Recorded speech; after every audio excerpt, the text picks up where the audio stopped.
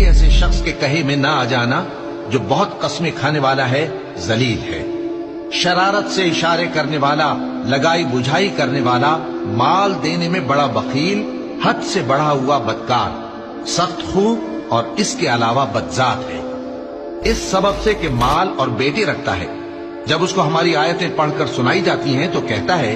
کہ یہ اگلے لوگوں کے افسانے ہیں، ہم ان قریب اس کی اونچی ناک پر داغ لگائیں گے۔ ہم نے ان لوگوں کی اسی طرح آزمائش کی ہے جس طرح باغ والوں کی آزمائش کی تھی، جب انہوں نے قسمیں کھا کھا کر کہا کہ صبح ہوتے ہوتے ہم اس کا میوہ توڑ لیں گے، اور انشاءاللہ نہ کہا، سو وہ ابھی سو ہی رہے تھے کہ تمہارے پروردگار کی طرف سے راتوں رات اس پر ایک آفت پھر گئی، تو وہ ایسا ہو گیا جیسے کٹی ہوئی کھیتی۔ پھر جب صبح ہوئی تو وہ لوگ ایک دوسرے کو پکارنے لگے